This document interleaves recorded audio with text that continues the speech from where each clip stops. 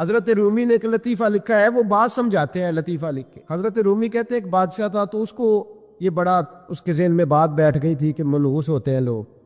وہ اکثر ایک ہفتے میں ایک دفعہ شکار کھیلنے جاتا تھا۔ جب وہ جاتا تھا تو اپنے وزیروں سے کہتا کہ رستہ صاف کرا دو سارا، کوئی بندہ رستے میں نہ آئے، اگر کسی منحوس کے متھے لگ جاؤں تو میرا نا اس دن شکار ٹھیک نہیں ہوتا، کوئی منحوس آدمی سامنے نہ آئے۔ سارے رستے صاف کرا دیے جاتے۔ ایک دفعہ کا ذکر ہے کہ بادشاہ نکلا شکار کے لیے، تو رستے میں ایک بندہ آ گیا جو بیچارہ ایک آنکھ سے کانا تھا، پتا تھا سڑک پہ چڑھنا، بیچارہ غلطی سے چڑھ گیا، تھا بھی بندہ کانا، آنکھ سے نظر نہیں آتا تھا۔ بادشاہ کے رستے میں، اب بادشاہ کو بڑا غصہ، میرے رستے میں کیسے آ گیا؟ اب تیری شکل دیکھ لیا تو بندہ بھی منحوس قسم کا ہے، اب میرا شکار ٹھیک نہیں ہوگا۔ بادشاہ کہنے لگا اس طرح کرو، اس کو یہاں سڑک پہ باندھ دو۔ اس کو درخت کے ساتھ باندھ دیا، 2 سپاہی تلواریں دے کے کھڑے کر دیے، کہا میں واپس آتا ہوں، اگر تو میرا شکار ٹھیک ہوا تو یہ بچ جائے گا، اگر ٹھیک نہ ہوا اس کی خیر کوئی نہیں، ٹھیک ہے۔ بادشاہ شکار کھیلنے گیا۔ مزے کی بات کہ اس دن شکار بڑا ہی اچھا ہوا۔ وہ کہتے ہیں زندگی میں کبھی اتنا شکار نہیں مارا جتنا آج مارا، بڑا زبردست رزلٹ اس دن نکلا۔ بادشاہ وہ جانور سارے باندھے، گھوڑوں پہ سوار کیے اور لے کے واپس آ رہا تھا، تو اب وہ بندہ بیچارہ صبح سے بھوکا پیاسا بندہ ہوا ہے، بچوں کی روزی کمانے نکلا، بادشاہ کے قابو آ گیا۔ وہ بندہ ہوا ہے، زبان باہر پیاس سے نکلی ہوئی ہے، بھوک ہے، تکلیف ہے، آزمائش ہے۔ وہ کچھ لوگ تو ایسے ہوتے ہیں جو نا ظلم سہتے ہیں تو کہتے ہیں بس جان چھوٹ جائے، ہم کسی کو بتائیں گے نہیں۔ کچھ ایسے ہوتے ہیں جو کہتے ہیں ہم ظالم کا گریبان پکڑیں گے۔ اور دنیا میں قتیل اس سا منافق نہیں کوئی جو ظلم تو سہتا ہے بغاوت نہیں کرتا، وہ منافق ہے جو ظلم سہ کے چپ رہے۔ تو وہ اب تنگ بڑا تھا لیکن بندہ جی دار قسم کا تھا، اور شیخ سعدی کہتے ہیں تنگ آمد بجنگ آمد، جب کوئی تنگ آتا ہے تو پھر وہ جنگ کرتا ہے، اس کا جنگ کا پروگرام بنا ہوا تھا۔ اس نے کہا مرنا تو ہے ہی، پر اس بادشاہ کو 2 سنا کے مرنا ہے، اس کو نہ کچھ سنا کے مرنا ہے، ذرا آلے صحیح، گردن تو کٹے گی پر میں نے نہ اس کو چھوڑنا نہیں۔ کیا تماشا ہے، مجھے باندھ گیا صبح کا۔ بادشاہ آیا تو بادشاہ بڑا لادی، شکار بڑا اچھا ہوا، کہنے لگا کھول دو اس کو۔ کھولا، وہ کہنے لگا میرا شکار بڑا اچھا ہوا ہے، لگتا تو مجھے یہ تھا کہ تیرا منہ دیکھا ہے تو شکار اچھا نہیں ہوا ہوگا، لیکن چونکہ بڑا اچھا ہوا ہے لہذا تجھے چھوڑتا ہوں، جا دوڑ جا۔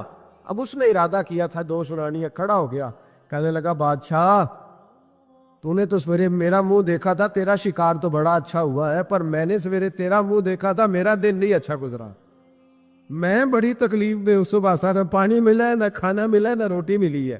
اب مجھے بتا منحوس میں ہوں کہ تو ہے، اب بتا نحوست کس میں ہے، میرے اندر ہے کہ تورے اندر ہے، بتا۔ تو بادشاہ کانپنے لگ گیا، کہنے لگا اس کی گردن اڑانی ہے۔ اس نے کہا میں پہلے سے تیار ہوں گردن اڑوانے کی، سوچ سمجھ کے بات کی۔ قریب جو وزیر تھے نا وہ کہنے لگے بادشاہ ہم تجھے بڑی دیر سے سمجھا رہے ہیں کہ تو ہمات کا شکار ہے، تو وہمی ہو گیا ہے، تو ہر بات میں وہم پیدا کرتا ہے، تیرے اندر یہ کمزوری آ گئی۔ بندہ وہ ٹھیک کہہ رہا ہے، مارنا ہے تو تیری مرضی ہے، پر بات اس نے صحیح کی ہے۔ عارف رومی کہتے ہیں گدھے اور گھوڑے کی بحث ہونے لگی تھی۔ گھوڑا کہتا تھا آسمان کا رنگ نیلا ہے، اور گدھا کہتا تھا نہیں کالا ہے۔ کئی گھنٹے بحث ہوئی، مقدمہ شیر کی عدالت میں چلا گیا۔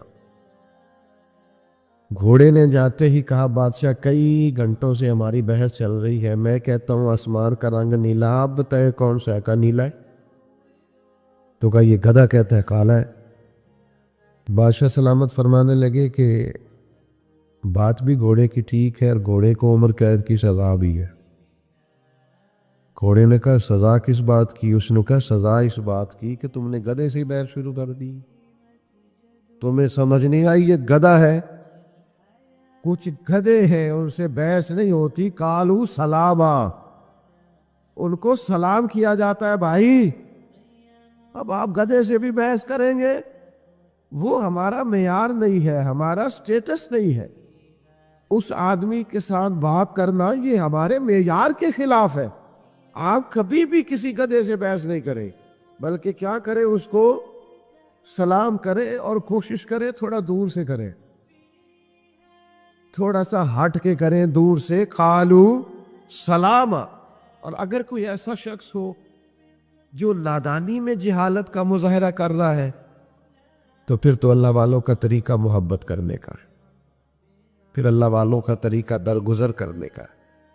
پھر اللہ والے سمجھ جاتے ہیں کہ اس کی شعوری طاقتیں اتنی، پھر وہ اس پر سختی نہیں کرتے۔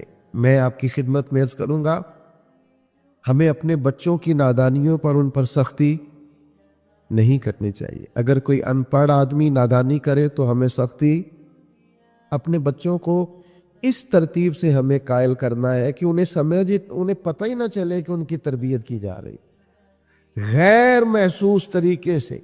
جب 15 لوگوں کے بیچ بیٹھ کے ہم اپنے بچے کا شکوہ کرتے ہیں نا کہ دیکھو جی باقی تو سارے ٹھیک تھے، یہ نالائق بھی ہے، نافرمان بھی ہے، ضدی بھی ہے، تو آپ اسے پکا کر رہے ہیں ضد پر، آپ اسے نالائکی پر پختہ کر رہے، آپ اس کا ذہن بنا رہے ہیں بغاوت والا، خدا را۔ ہمارے بچے، نبی کریم علیہ السلام کا طریقہ مبارکہ یہ تھا کہ اگر کبھی کسی شخص کی شکایت آتی تو سرکار اس خوبصورتی کے ساتھ اصلاح کرتے، اس پیار کے ساتھ سمجھاتے۔ میں کیا کروں، میری ملت کا جوان برا نہیں ہے، اس کے باطن میں گناہ نہیں ہے، یہ تو بدلنا چاہتا ہے، یہ تو ٹھیک ہونا چاہتا ہے۔ جس کلین شیپ نوجوان کو آپ روز چوک میں کھڑا ہوا دیکھتے ہیں نا، اس کے قریب جا کے کبھی حضور کا نام لینا، اس کی آنکھیں نور سے بھر جاتی۔ یہ کیا سمجھ لیا ہے کہ یہ اگر بظاہر کسی وقتی شرارتوں کا شکار ہے اور دنیا کے کسی جو ہے وہ میلے ٹھیلوں کا شکار ہے تو یہ بالکل دور ہو گیا ہے۔ آپ ان کے بارے میں جذبات عمدہ رکھیں، ان کو سمجھائیں تو ذرا خوبصورتی سے۔ اگر ابھی ایک نوجوان آ گیا حضور نبی کریم علیہ السلام کی بارگاہ میں، اس نے آتے ہی کہا یا رسول اللہ صلی اللہ علیہ وسلم مجھے بدکاری کی اجازت دے دیں، سخت جملہ، ناپسندیدہ ہے، بوجھ بننے والی بات۔ حضور نے ڈانٹا نہیں، نبی کریم علیہ السلام نے کوئی تلخ بات نہیں کی، حضور نے قریب بٹھا لیا اور تھپ کے دیکھ کے کہا بیٹا تم پسند کرتے ہو کوئی تمہاری بہن سے بدکاری کرے کہ تمہاری بیٹی سے بدکاری کرے؟ باقی جو رشتے ہیں، ماں ہے، خالہ ہے، پھپھا ہو، ان کے لیے تم پسند کرتے ہو؟ اس نے کہا سوال ہی پیدا نہیں ہوتا، جرت ہے کسی کی؟ تو محبوب فرمانے لگے جن سے تم بدکاری کی اجازت مانگ رہے ہو کسی کی تو بیٹی ہوگی، بہن بھی ہوگی، کہیں وہ خالہ بھی ہوگی، پھپھو بھی ہوگی۔ وہ رشتوں کے سارے تقدس جو تمہارے گھر کی خواتین کو حاصل ہیں وہ اسے بھی تو حاصل ہوں گے۔ جب نبی کریم نے یہ بات بیان کی تو کیا انداز تھا اور کیا شفقت تھی، اور اس کے کندھوں پر میرے محبوب کا دست کرم تھا۔ چند آنسو فوراً اس کی آنکھوں سے ٹپکے، وہ آنسو تھے کہ وہ سیلاب بن کے ہر چیز پر ہو گئے۔ فوراً عرض کرنے لگا یا رسول اللہ آج کے بعد خیال بھی پیدا نہیں کروں گا، آج کے بعد توجہ ہی نہیں کروں۔ او بھائی، کبھی کوئی اپنا نادانی کرنے لگے اس پر شفقت کی جاتی ہے نا، اس کا ہاتھ پکڑا جاتا ہے نا، اسے گمراہی سے بچایا جاتا، اس کے لیے اپنے محبت کے جذبات کو کھولا جاتا ہے۔ خدا را اگر کوئی اپنا، حضرت ابو ذر غفاری رضی اللہ تعالیٰ عنہ فرماتے کسی معاملے میں نے سخت جملہ کہہ دیا تھا سیدنا بلال حبشی کو، تو محبوب نے نام نہیں لیا، حضور نے فرمایا کیا ہو گیا لوگوں کو، ابھی بھی جاہلیت کی باتیں کرتے؟ کسی کو اس کی ماں کا نام لے کے کہ تو ابشن کا بیٹا ہے آر دلاتے ہیں؟ یہ کس نے ذروں کو ملایا اور صحرا کر دیا؟ یہ کس نے قطروں کو ملایا اور دریا کر دیا؟ یہ کس کی حکمت نے یتیموں کو کیا در یتیم اور غلاموں کو دنیا بھر کا مولا کر دیا؟ کس نے جرت کی ہے بلال سے یہ کہنے کی؟ حضرت ابو ذر فرماتے ہیں اور تو کوئی نہ سمجھا تو میں تو سمجھ رہا تھا نا۔ پھر میں اٹھ کے سیدنا بلال کے پاس گیا اور میں نے کہا اٹھاؤ نہ اپنے قدم اور رکھو نہ میرے سینے پر، اور میں لوگوں کو بتاؤں کہ اللہ تعالیٰ نے اب تمہیں عزت کتنی عطا فرما دی۔ وہی حضرت ابو ذر غفاری ہے کہ ایک مقام ایسا آیا بعد میں کہ جس قیمت کا لباس انہوں نے پہنا ہوا تھا اسی قیمت کا ان کے غلام نے بھی پہنا ہوا تھا۔ یہ جو آج بہت انسانیت کا درس دیتے ہیں نا لوگ، بیچارے رو رو کے غریبوں کی باتیں کرتے ہیں، ان سے کبھی پوچھیں آپ کے اور آپ کے ڈرائیور کے کپڑے ایک قیمت کے ہوتے ہیں؟ نبی کریم علیہ السلام نے تو فرمایا تمہارے غلام تمہارے بھائی ہیں، جیسا خود کھاؤ ویسا انہیں بھی کھلاؤ۔ یہ ابن ماجہ میں موجود ہے، جیسا خود پہنو انہیں بھی پہناؤ، ان کی طاقت سے زیادہ ان پر بوجھ نہ ڈالو، اور اگر بوجھ ڈالو تو ان کے ساتھ کام میں شریک ہو جاؤ۔ تو اپنا اگر کبھی کوئی نادانی کرے تو آپ کا سینہ کشادہ ہونا چاہیے، بڑا ہونا چاہیے، وسیع، اور یہ آپ کو ان اولیاء کی درگاہوں سے ملے گا۔ حضرت خواجہ فخر جہاں دہلوی ایک زمانہ عقیدت مند تھا حضرت علیہ رحمہ کا۔ اچھا یہ بھی یاد رکھنا 100% لوگوں کا عقیدت مند ہونا ٹھیک نہیں ہوتا،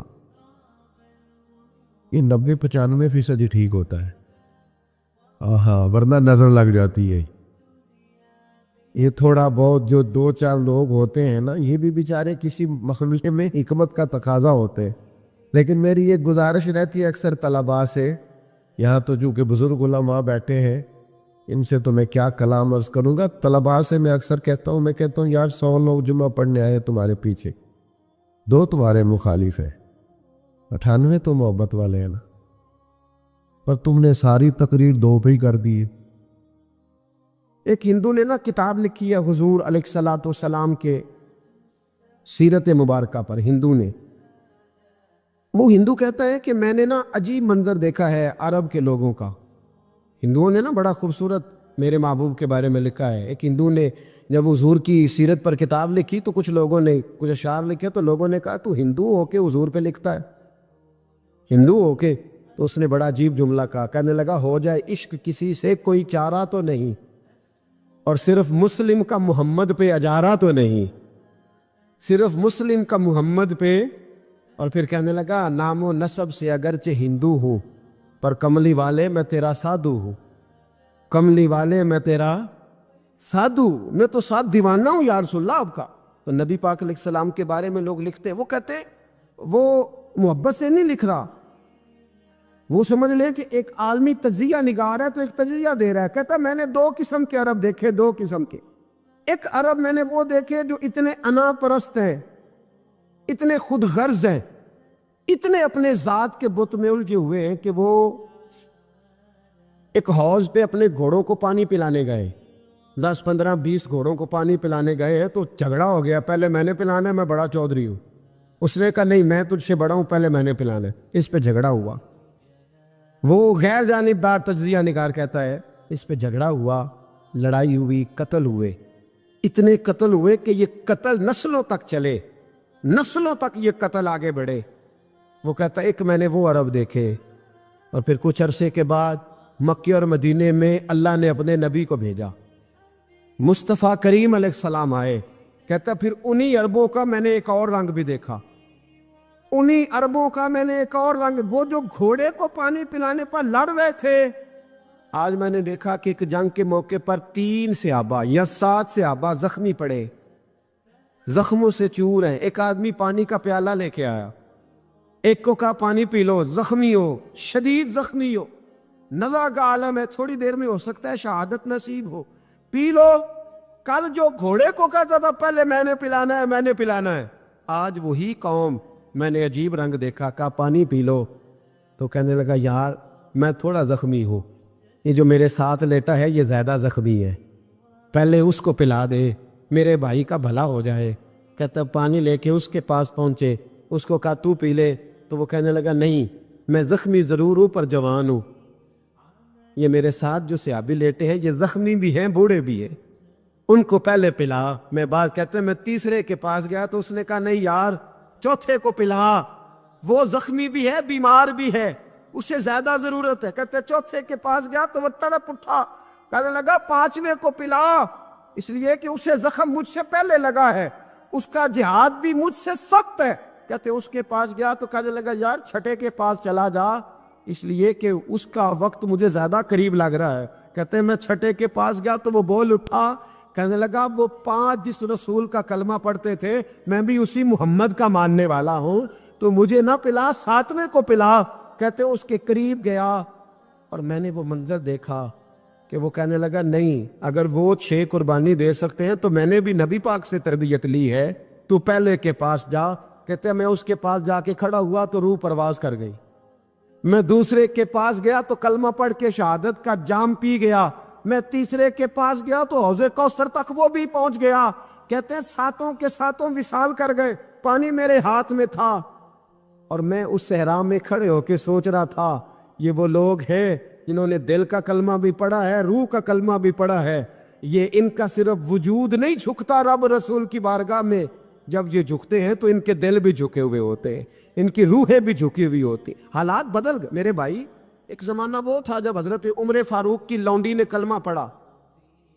ہاں حضرت عمر لونڈی نے کلمہ پڑھا تو حضرت عمر نے اسے الٹا لٹکا لیا, درے مارتے. بی بی کہتی عمر مجھے اتنا مارتے کہ مارتے مارتے تھک جاتے, پھر پانی منگاتے, پانی پی کے پھر مارتے. یہ وہی عمر ہے جو کہتے جو کلمہ پڑھے گا گردن کاٹ دوں گا. یہ وہی عمر ہے جو کوئی غریب مسکین قریب نہیں پھٹک سکتا تھا, لونڈی کو دروں سے مارتے. وہی عمر کلمہ پڑھ گئے. اور پہلے تو ایک قبیلے کے سردار تھے نا بھائی, پہلے ایک قبیلے کے سردار تھے تو الٹا لٹکا کے مار. چاہیے تھا نا جب امیر المومنین بنتے زیادہ سخت ہو جاتے اور ان کے اندر سختی آتی, پر امیر المومنین بن گئے. 24 لاکھ مربع میل پر حکومت, 24 لاکھ مربع میل کا حکمران, چہرے پہ نقاب پہنا. کنز العمال میں روایت موجود, وہی عمر جو کل غریب عورت کو دروں سے مارتے, وہی عمر. انقلاب آ گیا, سوچ بدل گئی, نگاہ اور دل مسلمان ہو گئے. عمر گزر رہے ہیں, ایک گھر سے بچوں کے رونے کی آواز آئی. چہرے پہ نقاب پہنے عمر رک گئے. افلا غلام ساتھ تھا. کہنے لگے پتہ کر کوئی مسئلہ ہے. دروازے پہ دستک دی. بی بی تیرے بچے کیوں روتے؟ کہنے لگے دوڑ جاؤ. کون ہوتے ہو؟ تمہیں کیوں بتاؤں؟ غریب ہر ایک کو نہیں داستان بتائیں. ابھی ایک جماعت آ گئی, مجھے بتاؤ میں حل کروں گا. پھر دوسرا آ گیا زخم ٹٹولنے, مجھے بتاؤ میں کس کس کے سامنے زخم کھولے, کس کس کو بتائیں. بی بی کہنے لگی جا دوڑ جا. درجنوں آتے ہیں روز پوچھتے ہیں, پوچھ کے تو بھی جا. آدھی رات کو تو کون ہے؟ حضرت عمر منت کرنے لگے, کہنے لگے بی بی تیری مہربانی بتا تیرے بچے کیوں روتے ہیں. تو عورت تڑپ کے بولی, کہنے لگی تو نہیں جاتا تو سن پھر. میرے بچوں کی غلطی یہ ہے کہ یہ غریب بھی ہیں اور یتیم بھی ہیں. ان کی غلطی ہے کہ ان کا باپ چلا گیا. ان کی غلطی یہ ہے انہوں نے غریب گھروں میں پرورش پائی ہے. ان کی غلطی یہ ہے کہ ان کا دادا رئیس نہیں تھا. ان کی کوتاہی یہ ہے کہ ان کا نانا جاگیردار نہیں تھا. ان کی غلطی یہ ہے کہ ان کی ماں جہیز میں کچھ لے کے نہیں آئی. اور کیا پوچھنا ہے؟ حضرت عمر کہنے لگے بہن ماجرا کیا ہے؟ کہنے لگی باپ انتقال کر گیا. عمر جب سے حکمران بنا ہے اس گاؤں میں کبھی اس نے پھیرا ہی نہیں ڈالا, وہ آیا ہی نہیں. میری غریبنی کے بچے ساری ساری رات بھوک سے روتے, وہ کبھی آیا ہی نہیں. یہ غلطی ہے. پہلے تو میں کچھ نہ کچھ ان کو خشک روٹی کھلا دیتی تھی, آج تو گھر میں کوئی شے نہیں. شام سے لے کر پانی اور روڑے ہنڈیا میں ڈالے ہیں, پکاتی جاتی ہوں. کہا تھا چلو سو جائیں گے, اور بھوک بڑی ظالم ہے, نیند بھی نہیں آنے دے. سب روگاں دا روگ محمد, جس دا نام غریبی, کنڈ ولا کے لنگ جاندے نہیں دوست یار قریبی. کب بھوک بڑی ظالم ہے, پیٹ بھوکا ہو تو یہ بھی نہیں آتی. سوچتی تھی سو, اب تہجد کا وقت ہے پر سوتے نہیں. اب بتاؤ میں کیا کروں. عمر تو 24 لاکھ مربع میل کا حکمران ہے, اس کچی بستی میں کیسے پھیرا ڈالے گا. حضرت عمر دوڑے گئے. 60 سال عمر, کندھے پہ اناج کا تھیلا رکھا, کندھے پہ. غلام کہتا حضور مجھے دے دے, فرمایا بتا قیامت میں بھی میرا بوجھ اٹھائے گا. پھر حضرت عمر لائے. پھر عمر نے اس بی بی کے گھر میں چراغ روشن کیا. پھر بوڑھے عمر کہتے میری بیٹیاں تھیں, میری بیویاں تھیں, میں نے کھانا کبھی نہیں پکایا تھا.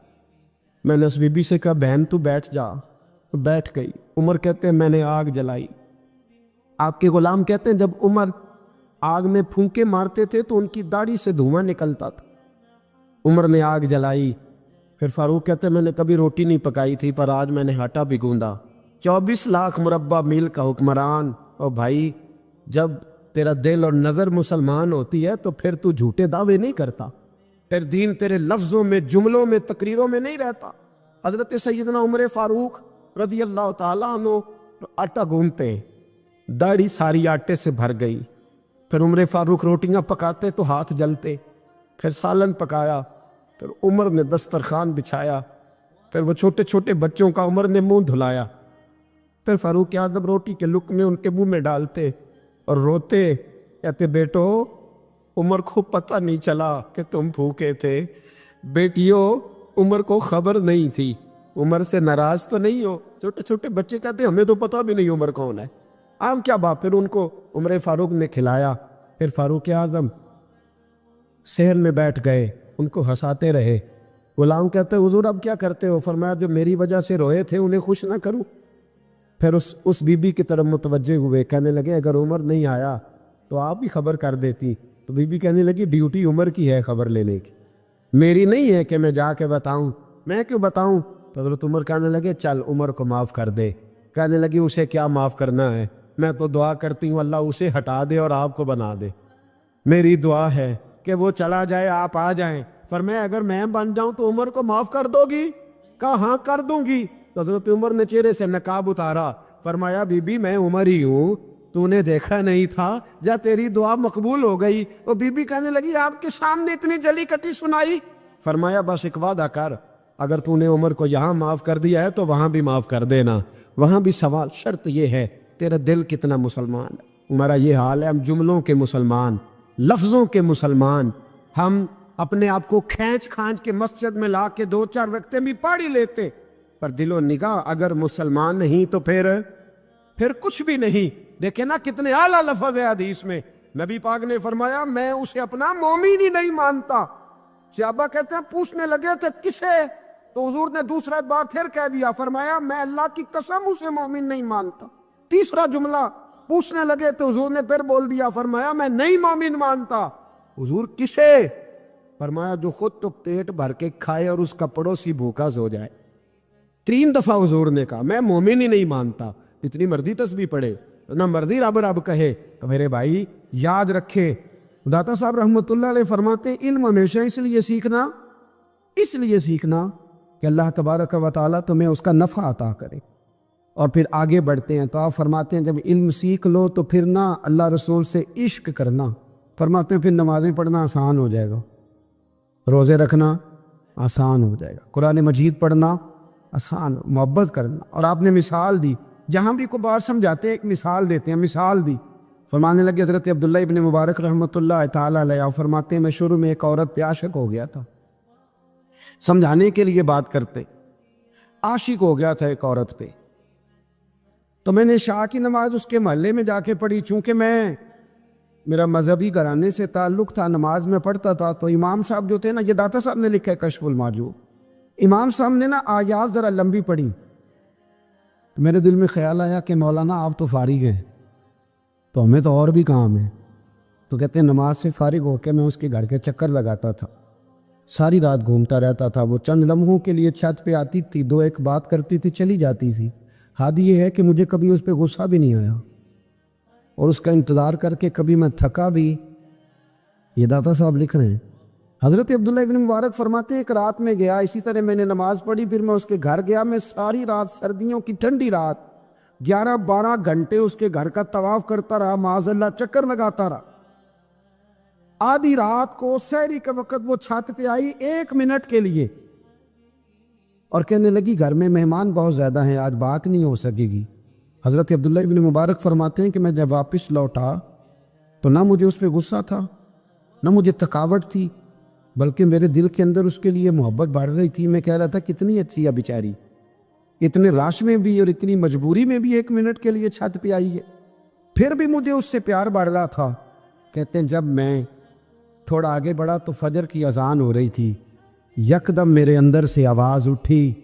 मैंने कहा अब्दुल्ला अगर तू एक औरत के लिए सारी रात खड़ा रहता है, ना थकावट होती है, ना गुस्सा आता है, बल्कि प्यार बढ़ता है, अगर औरत के लिए बंदा खड़ा रह सकता है तो रब रसूल के लिए भी खड़ा रह सकता है।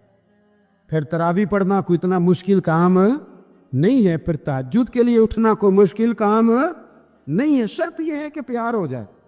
एक औरत के लिए अगर ये सारा कुछ हो सकता है तो अल्लाह रसूल के लिए भी हो सकता है। फरमाते मैंने तौबा कर ली और फिर मेरा हाल ये है कि वो तौबा की اور پھر 60 سال گزر گئے، ساری رات مصلی پہ کھڑا رہتا ہوں، مجھے کبھی تھکاوٹ نہیں ہوئی، پھر کبھی تھکاوٹ نہیں ہوئی۔ تو داتا صاحب کہتے ہیں پہلے علم سیکھ، پھر اس کے بعد اللہ رسول سے پیار کر، اور پیار والی نماز پڑھ، مشقت والی نہ پڑھ، یعنی بوجھ والی نہ پڑھ کہ اب میری جان چھوٹ جائے تو میں بھاگ کے جاؤں، تم ادھر بیٹھو تو میں دوڑ کے نماز پڑھ کے آیا، یہ والی نماز نہ پڑھ۔ پھر تو آیا تو پھر ذوق پیدا کر، پھر تیرے اندر شوق ہو، پھر تو توانائی والا جذبہ رکھے دین کے معاملے میں۔ پھر داتا صاحب ایک تیسری بات ارشاد فرماتے، ایک تیسری بات داتا صاحب کرتے ہیں، داتا صاحب کہتے ہیں کہ یہ یاد رکھ کہ جو تجھے اعزاز ملے گا نا زندگی میں، اعزاز تجھے جو زندگی میں ملے گا اور کوئی کرامت اگر تجھے ملے گی تو وہ صرف نبی پاک علیہ السلام کی سنت اور شریعت کی وجہ سے ملے گی۔ تو جتنے مرضی چلے کاٹ لے، وظیفے کر لے، کالا جادو، نیلا جادو، پیلا جادو، جو مرضی تو سیکھ لے، اگر تجھے کوئی اللہ شان دے گا تو صرف اس لیے دے گا کہ تو نبی پاک کے دین پہ عمل کرتا ہے۔ کس نے لکھا ہے؟ اللہ کرے آپ کو میں یاد کرا سکوں، اللہ کرے ایسا ہو جائے اور میری جماعت سمجھنے لگ جائے کہ داتا صاحب کہتے ہیں سنت شریعت پہ عمل کرنا چاہیے، اور میں کوئی ایسی چھپی چھپائی بات بھی نہیں کر رہا، اس کو چلا دے، کوئی ایسی چھپی چھپائی بات بھی نہیں کر رہا، کشف المعجوب دنیا کی ہر زبان میں اردو میں ملتی ہے، آپ لے کے دیکھ سکتے۔ داتا صاحب فرماتے ہیں اعزاز جو تمہیں ملے گا نا، اگر شان چاہتے ہو، وہ ہمارے نا بہت سارے ایسے لوگ ہیں جو کہتے ہیں کوئی ایسی چیز ہاتھ لگے، اعلیٰ دین کا چراغ ایسے گھسایا جائے اور فوری طور پہ پیر صاحب نے کہہ دیا تو ریل پیل ہو گئی پیسوں کی، تو میں کہتا ہوں یہ تو دین کا مزاج ہی نہیں، یہ تو دین کی طبیعت ہے ہی نہیں، یہ تو ذوق ہی نہیں دین کا، یہ طبیعت ہی نہیں، مزاج ہی نہیں۔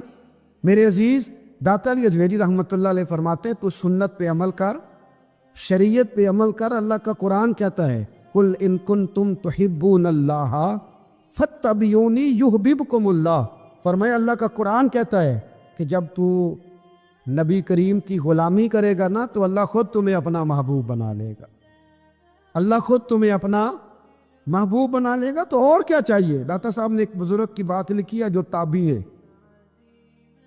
تابعی اس کو کہتے ہیں جو صحابہ کے شاگرد ہوتے ہیں۔ ایک بزرگ کی بات لکھی جو تابعی ہیں، وہ فرماتے ہیں کہ ان بزرگوں کا طریقہ یہ تھا کہ وہ لوگوں سے چھپ کے نا پہاڑ کے پیچھے عبادت کرتے تھے، اور پوزیشن ان کی یہ تھی کہ کسی سے ملتے نہیں تھے، بالخصوص فجر کی نماز سے لے کر عصر کی نماز تک بکریاں رکھی ہوئی تھیں، ان کو چراتے رہتے تھے فرات کے کنارے اور نفل پڑھتے رہتے تھے۔ اس وقت کو ملنے بھی نہیں آتا تھا۔ ایک شخص بڑی دور سے ان کی شہرت سن کے آیا، میں نے تو ملنا ہے۔ لوگوں نے کہا وہ اس وقت نہیں ملتے، ناراض ہوتے ہیں۔ اس نے کہا اللہ کا بندہ ہے نا، ناراض ہو بھی جائے گا تو لمبا ناراض رہے گا نہیں، اللہ والے جلدی راضی ہو جاتے ہیں۔ پہنچ گئے، اب وہ بابا جی نماز پڑھ رہے تھے تو کہتے میں نے عجیب منظر دیکھا کہ بابا جی فرات کے کنارے نماز پڑھ رہے ہیں اور ایک بھیڑیا ان کی بکریوں کی حفاظت کر رہا ہے۔ کہتے میں حیران رہ گیا کہ بھیڑیا تو بکریاں کھایا کرتا ہے اور یہاں چرا رہا ہے۔ کہتے میں جب گیا تو بابا جی نوافل میں مشغول تھے، مجھے دیکھ کے کہنے لگا اس وقت کیوں آئے؟ میں نے کہا حضور اگر آئے گیا ہوں تو پھر مہربانی کرے قبول فرما لے۔ میں بیٹھ گیا تو میں نے کہا حضور یہ بھیڑیا بکریاں چرا رہا ہے، بھیڑیا اور بکریے کی صلح کب سے ہو گئی؟ تو فرماتے ہیں لمبی تقریر نہیں، ہلکا سا جملہ، فرمانے لگے جب سے بکریوں کے مالک نے رب سے صلح کر لی ہے نا، تب سے بھیڑیوں نے بھی بکریوں سے صلح کر لی ہے۔ بکریوں کے مالک نے رب سے صلح کر لی، گناہ چھوڑ دیے، اس کی فرما برداری میں اب پھر اسے بکریاں چلانے کی ضرورت نہیں رہی، بکریاں نہ اب بھیڑیا چراتا ہے۔ کہتے ہیں میرے اوپر کپ کپی طاری ہو گئی بزرگوں کی بات سن کے، اور مجھے پیاس لگی اور خواہش آئی کہ پتہ نہیں اب بابا جی کچھ کھلائیں پلائیں گے بھی کہ نہیں، بابا جی کچھ کھلائیں گے بھی کہ نہیں۔ کہتے میرے دل میں خیال تھا تو بزرگوں نے نا ایک لکڑی کا پیالہ، ان کے پاس وہ غار میں بیٹھے تھے تو ایک چھوٹا سا پتھر تھا، اس کی ڈھلان بنی ہوئی، بابا جی نے اس کے نیچے لکڑی کا پیالہ رکھا، وہ رکھا ہی تھا تو وہ دودھ سے بھر گیا۔ کہتے انہوں نے مجھے دیا تو ٹھنڈا اور میٹھا دودھ، میری طبیعت خوش ہو گئی۔ بابا جی نے نا دوبارہ وہی پیالہ اسی جگہ رکھا تو شہد سے بھر گیا۔ 1000 سال پہلے داتا صاحب لکھ رہے ہیں، کہتے مجھے دیا، میں نے فوراً کہا، میں نے کہا حضور یہ دودھ تو گائیں بھینس دیتی ہے، پہاڑوں سے تو نہیں نکلا کرتا، اور شہد تو شہد کی مکھیاں دیتی ہیں، پتھروں سے تو نہیں نکلتا۔ یہ آپ کہاں سے نکال رہے ہیں؟ تو کہتے ہیں وہ قرآن مجید پڑھنے لگے. وَإِذِ مُوسَىٰ لِقَوْمِهِ، جب موسیٰ کی قوم نے ان سے پانی مانگا، فرمانے لگے موسیٰ کی نافرمان قوم پانی مانگے، حضرت موسیٰ پتھر پہ ڈنڈا مارے تو اللہ وہاں سے 12 چشمے جاری کر دے. جو رب حضرت موسیٰ کی نافرمان قوم کے لیے پتھر اور پہاڑوں سے چشمے نکال دیتا ہے نا، وہ محمد عربی کے غلاموں کے لیے پتھر اور پہاڑوں سے دودھ اور شہد بھی نکال دیا کرتا ہے. وہ بزرگ کہنے لگے بس بات یہ ہے کہ آج بھی ہو اگر ابراہیم کا ایمان پیدا تو آگ کر سکتی ہے انداز گلستاں پیدا. کہنے لگا حضور پہ میرے لیے بھی دعا کریں. آپ فرمانے لگے پھر دعا تو دعا نہ کرا تو مدینے والے کی غلامی شروع کر، تو نبی کریم کی غلامی شروع کر، تو رسول پاک کی غلامی شروع کر. ایک بات علم، پھر فرمایا اللہ رسول سے محبت، پھر فرمایا حضور کی غلامی. اس سے سارے مکاشفات کھلیں گے، اس سے سارے مشاہدات کھلیں گے، اسی سے کرامتیں ملیں گی، اسی سے مقبولیت ہوگی، اسی سے اللہ نبی کی بارگاہ میں درجہ ملے گا. پھر داتا صاحب آگے بڑھتے فرماتے ہیں فقر بھوکے رہنے کا نام نہیں. پورا باب باندھا ہے داتا صاحب. فرماتے ہیں فقیری بھوکے رہنے کا. اور کیا بات ہے، کئی دفعہ میں نے کشف المعجوب پڑھی، کئی دفعہ پڑھی، اللہ جانتا ہے، لیکن جب پڑھتے ہیں نا کوئی نہ کوئی نئی بات ہی ملتی. رات پڑھی تو ایک نئی بات سامنے آئی. داتا صاحب نے نا حضرت ابوبکر صدیق کا ایک قول لکھا ہے. حضرت ابوبکر صدیق اللہ کی بارگاہ میں دعا کرتے، کہتے یا اللہ مجھے پیسے زیادہ دے. اللہ اکبر، انداز لے کے داتا صاحب نے لکھا یا اللہ مجھے پیسے، اللہ مجھے مال زیادہ دے پر مالک مجھے مال کی محبت نہ دینا. عجیب دعا ہے بھئی یہ بھی، اللہ پیسے دے پر پیسوں کی محبت. اب داتا صاحب نے لکھا ہے ناراض ہونا ہوا تو داتا صاحب سے ہونا. داتا صاحب کہتے ہیں میں نے ایسے امیر دیکھے ہیں جن کے پاس دولت تو ہے پر انہیں دولت سے پیار نہیں. میں نے ایسے غریب دیکھے ہیں جن کے پاس پیسے تھوڑے ہیں پر پیسوں سے عشق کرتے. یہ داتا صاحب نے لکھا ہے. ناراض ہونا تو ان سے ہونا. میں نے ایسے امیر دیکھے ہیں دولت ہے پر دولت سے پیار اگر اللہ نے دی ہے تو انہیں بانٹنا بھی آتا ہے، انہیں سخاوت کرنا بھی آتا ہے، کھلانا بھی آتا ہے. لیکن کچھ ایسے غریب دیکھے ہیں پیسے تھوڑے ہیں اور اللہ جانتا ہے عشق بڑا ہے دولت سے، وہ جیب سے باہر نکالنے کو تیار ہے. یہ داتا صاحب نے لکھا ہے. فرماتے فقر اس کا نام نہیں کہ تیرے پر پیسے نہیں، دولت نہیں، بلکہ فقیری تو اس بات کا نام ہے کہ تجھے دولت سے پیار نہیں، تجھے دولت سے محبت، اس کا نام فقر ہے. تو میرے بھائی ہم لوگوں نے اپنے بزرگوں کو چھوٹے دائرے میں بند کر دیا. یہ ان کا دائرہ نہیں تھا. چلیں جی آگے بڑھتے. 5ویں بات داتا گانجی بخش علی اجمیری. 5ویں بات داتا صاحب فرماتے ہیں کہ اپنی زندگی میں نا فقیر درویش کسی دنیا دار کے سامنے ہاتھ نہیں پھیلاتا، اپنی سفید پوشی بچا کے رکھتا ہے، وہ ہاتھ نہیں پھیلاتا. میں نے آپ کو بڑی دفعہ وہ بات سنائی اور مجھے اس جملے سے عشق ہے. خواجہ قطب الدین بختیار کاکی کہتے ہیں میں ایک دن پھٹے کپڑے پہن کے اپنے مرشد حضرت خواجہ معین الدین اجمیری کے پاس گیا تھا تو خواجہ صاحب فرمانے لگے قطب الدین یہ کیا لباس پہنا ہوا ہے، یہ کیا؟ میں نے کہا حضور کیا ہوا؟ فرمانے لگے قطب الدین یاد رکھ فقیری اس طرح کی کرنا کہ بادشاہی معلوم ہو. کوئی یہ نہ سمجھے کہ بابے کو تو جوڑے کی ضرورت ہے اسے کپڑے نہ لے کے دے دوں. اس طرح کی فقیری کرنا کہ فقیری بادشاہی معلوم. یہ کیا بات ہوئی کہ رنگ روپ اس طرح کا اختیار کرنا کہ ترس آئے کہ چلو حضرت صاحب کو بندہ 500 دے ہی جائے مہربانی کر کے. یہ کوئی رویہ نہیں ہے دین کا. داتا گنج بخش علی اجمیری فرماتے ہیں اپنی ذات پر کبھی سوال کا دروازہ نہ کھولو. آپ فرماتے ہیں میرے مریدوں سے پوچھ لو میں نے دینے کا مزاج بنایا ہے، لینے کا مزاج ہے نہیں بنایا. فرماتے تھے اپنی ذات پر سوال کا دروازہ. کچھ لوگوں کی مجبوری ہوتی ہے قرض پکڑنا، قرض اٹھانا سنت ہے، ضرورت پڑ جائے تو قرض لینے میں منع. کچھ کی مجبوری ہے، کچھ کو شوق ہے. وہ اصل پیسے جو ہوتے ہیں وہ انہوں نے کونے میں رکھے ہوتے ہیں. اس سے 5,000 لے کے خرچ کر لیا، پھر دوسرے سے 5 لے کے اس کو دے دیا، پھر اس سے 5 جو لیا تھا پھر تیسرے سے لے کے اس کو دے دیا. یہ مزاج نہ بنائیں. جب سوال کا دروازہ کھول جاتا ہے تو پھر ساری زندگی دوبارہ بند نہیں ہوتا. مانگنا ہے تو اللہ رسول سے مانگیں، لوگوں سے مانگتے پھرنا، دنیا داروں سے سوال کرنا، اپنی ذات پر سوال کا. داتا صاحب نے پورا باب باندھا ہے، پورا باب. اور داتا صاحب فرماتے ہیں صوفیاء کی ایک جماعت ہے جو کہتی ہے ہم نے تو کبھی اپنی زبان پر دکھ بیان ہی نہیں کیے، ہر شے اپنے رب رسول کے حوالے کر دی، ہر شے اللہ رسول کے۔ اور داتا صاحب سے کہتے ہیں کچھ ایسے بھی ہیں جو دعا بھی نہیں مانگتے، لوگوں کے لیے مانگتے ہیں، اپنے لیے نہیں مانگتے۔ آپ دعا کیوں نہیں مانگتے؟ تو کہتے ہیں اللہ کو تو پتہ ہی ہے ہمیں کیا چاہیے، اسے تو پتہ ہی ہے۔ ایک بزرگ کی بات لکھی ہے داتا صاحب نے، میری جماعت میں نا مزاج ہے کرامتوں کا، مجھے وہ ساری باتیں بھی آتی ہیں کہ ایک بندہ کراچی سے آیا، داتا صاحب حاضری دی تو اس کی لاٹری نکل آئی، یہ بھی مجھے آتی ہے، لکھی پڑھی ہے میں نے، کتابوں میں ہے یہ بھی۔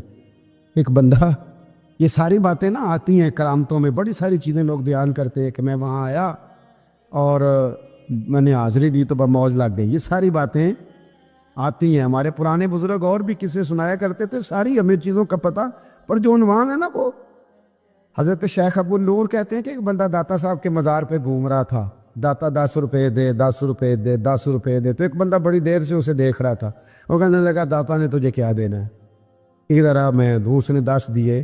بندہ بڑا حسین تھا، ہنس پڑا، کہنے لگا داتا تیرے بھی صدقے جاؤں، دلانے لگا تو منکر سے ہی دلوا دیے، جو نہیں مانتا اسی سے دلوا دیے۔ وہ بڑا پریشان ہوا، میں اور چکر میں تھا، اس نے میرے اوپر ہی جڑ دی ہے بات، کہنے لگا داتا تیرے صدقے جاؤں۔ تو یہ ساری باتیں کتابوں میں موجود ہیں، لوگوں نے اپنے اپنے مشاہدات جو جس کے ساتھ پیش آیا اس نے بیان کیے ہیں، بہت ساری باتیں قابل بیان ہیں، پر جو عنوان ہے میں اس پہ رہنا چاہتا ہوں۔ داتا صاحب رحمۃ اللہ علیہ فرماتے ہیں ہماری تعلیمات ہیں کہ اپنے دکھ درد دنیا داروں سے بیان نہیں کر دے، سوال کا دروازہ لوگوں کے سامنے کھولنا اللہ والوں سے کہیں گے کبھی کہنا ہوگا، تو دنیا داروں سے کہنا۔ کہتے ہیں ایک شیخ احمد نام کے بزرگ تھے، ساری زندگی کسی کو کام نہیں بتایا، ساری زندگی بڑی مشکلات آئیں، پر کبھی اپنی ذات پر سوال کا دروازہ نہیں کھولا۔ ایک ایسی مشکل آئی کہ جو حل ہی نہیں ہوتی تھی، کسی نے ان پر کوئی الزام لگا دیا۔ ابو مسلم نام کا ایک بادشاہ تھا، اس کی حکومت تھی، اس نے پکڑ کے قید میں ڈال دیا۔ اب قید میں ہیں، جرم لگ گیا ہے، فرد جرم عائد ہو گئی ہے، جیل میں ہیں، لوگ کہنے لگے حضرت جی اپنی صفائی میں کچھ کہیں، اور مانے لگے ساری زندگی بندوں سے کچھ نہیں کہا، اللہ رسول کو پتہ ہے میں بے گناہ ہوں، مجھے کہنے کی ضرورت نہیں۔ داتا غانی بخش علی حجویری نے لکھا ہے، داتا صاحب کہتے ہیں تو یقین کامل تو پیدا کر، تو ایمان تو پختہ کر۔ داتا صاحب کہتے ہیں وہ ابو مسلم جو بادشاہ تھا وہ نیک آدمی تھا، اسے رات کو خواب میں نبی کریم کی زیارت نصیب ہوئی، اور حضور سید عالم صلی اللہ علیہ وسلم فرمانے لگے تو نے اللہ کا ایک نیک بندہ جیل میں ڈال دیا، ڈر نہیں آتا، وہ تو بے گناہ ہے۔ بادشاہ آدھی رات کو خود اٹھا، دادا صاحب فرماتے ہیں کسی گارڈ کو نہیں بھیجا، پولیس والے کو نہیں بھیجا، جیلر سے نہیں کہا، خود گیا، جا کے جیل کا دروازہ کھولا، دروازہ کھول کے اس درویش کو آزاد کیا، کہنے لگا بابا جاؤ مجھے پتہ چل گیا بے گناہ ہے۔ بابا جی سلام کر کے جانے لگے تو بادشاہ پھر آگے آیا، ہاتھ باندھے، ہاتھ چومے، کہنے لگا حضور آپ بڑے نیک ہیں، میرے لیے کوئی حکم ہو تو بتائیے گا، میرے لائق کو خدمت ہو تو بتائیے گا۔ تو شیخ احمد فرمانے لگے تجھے ابھی بھی سمجھ نہیں آئی، تجھے ابھی بھی نہیں سمجھ آئی؟ کہنے لگا حضور کیا؟ فرمانے لگا جو تہجد کے وقت تجھے اٹھا کے مجھے رہا کرنے بھیج سکتے ہیں وہ میری کوئی ضرورت باقی رہنے دیں گے؟ مجھے کوئی ضرورت پڑے گی کسی اور کو کہنے کی؟ جو تہجد کے وقت تجھے اٹھا کے بھیجتے ہیں کہ جا کھول جا کے دروازہ، وہ ضرورت رکھیں گے میری؟ ضرورت مجھے رہے گی کہ میں تجھے اور کوئی کام؟ ابھی بھی تجھے سمجھ نہیں آئی؟ تو داتا علی حجویری رحمت اللہ علیہ فرماتے ہیں اصل میں ہماری طبیعت ہے، ہم نے بندوں سے دل لگا لیا ہے، دل اللہ رسول سے لگاؤ، اگر کسی بندے سے لگانا تو اس سے لگاؤ جو اللہ والا ہو۔ آپ فرماتے ہیں کہ اپنی ساری خواہشات اپنے رب رسول سے، آپ فرماتے ہیں کہ اگر اللہ کے حوالے اپنی خواہشات کر دو گے تو رب تمہیں نا عام لوگوں سے زیادہ عطا کرے گا، عام لوگوں سے۔ اور پھر داتا صاحب نے آگے جا کے ایک چھٹی بات لکھی ہے، اتنا وقت نہیں ہے ورنہ کشف المحجوب کا تو ایک ایک صفحہ الٹتے جائیں تو کیا کیا چیزیں کھلتی چلی جاتی ہے۔ داتا صاحب نے لکھا ہے، داتا صاحب فرماتے ہیں اگر تو چاہتا ہے نا رب جلدی راضی ہو جائے، پھر اللہ کی مخلوق سے محبت کرنی شروع کرتے۔ اگر تو چاہتا ہے کہ رب راضی نہیں صرف جلدی راضی ہو، پھر اللہ کی مخلوق سے پیار کر۔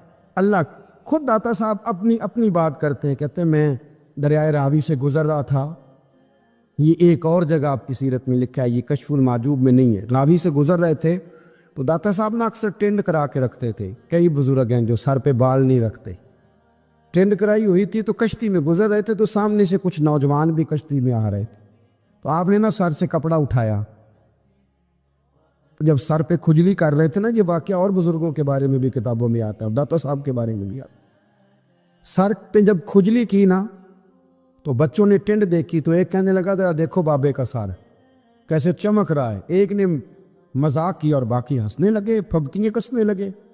یہ اچھی بات نہیں ہوتی، یہ بزرگوں کے بارے میں یہ رویہ اللہ کو ناپسند ہے۔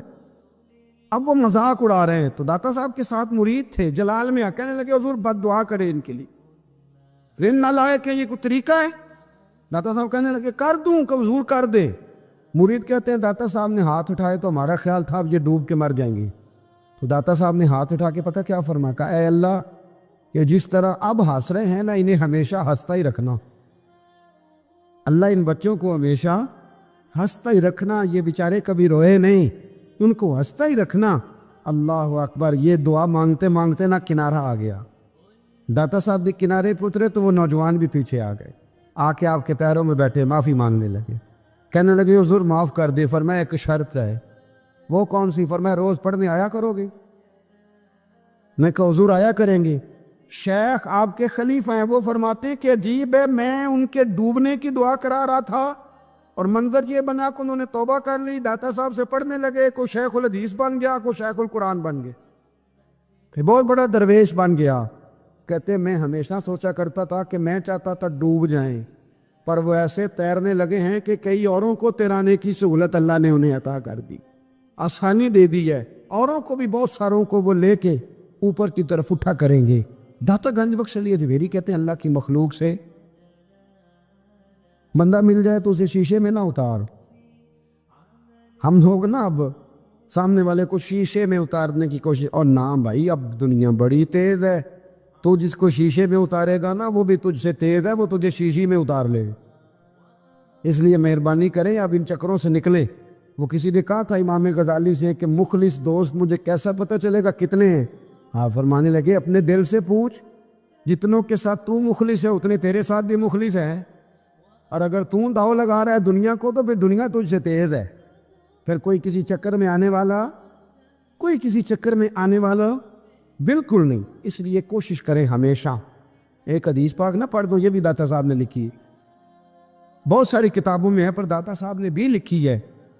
نبی کریم علیہ السلام نے فرمایا جنت میں کثرت بھولے بھالے لوگوں کی ہوگی، جنت میں کثرت بھولے بھالے لوگ جنت میں، وہ جو آسمان پہ تارا لگا بھی آتے ہیں پھر شام کو دوبارہ لے بھی آتے ہیں، وہ تیز بڑے ہیں پر رہ ہمیشہ پیچھے جاتے ہیں، وہ جو سادے ہیں جو چکروں میں نہیں پڑتے۔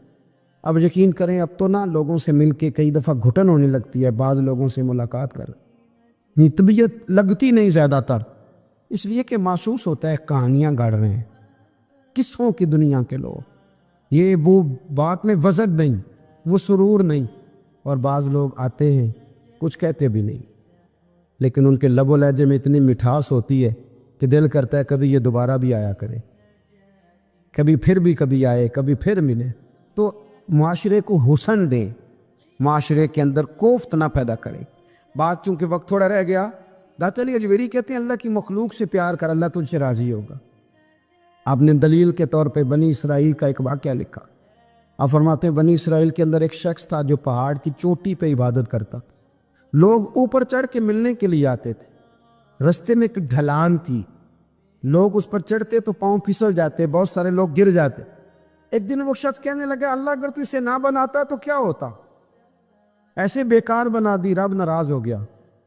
اس وقت کے پیغمبر علیہ السلام کو وحی فرمائی اسے کہو تو میری تخلیق پہ اعتراض کرتا ہے، جا میں نے تیرا نام ولیوں کی صف سے کاٹ کے نافرمانوں کی صف میں لکھ دیا۔ وہ نبی اس امت کے علیہ السلام تشریف لائے اور آ کے اسے کہا کہ رب کریم نے تیرا نام کاٹ کے نا ولیوں کی لسٹ سے نافرمانوں کی لسٹ میں لکھا ہے۔ کہنے لگا حضور اللہ نے خود لکھا ہے؟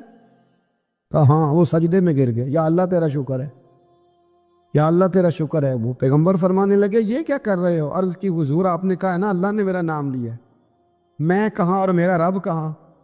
اس نے میرا نام لیا ہے، حضور میں تو اپنے آپ کو کسی کھاتے میں نہیں سمجھتا تھا.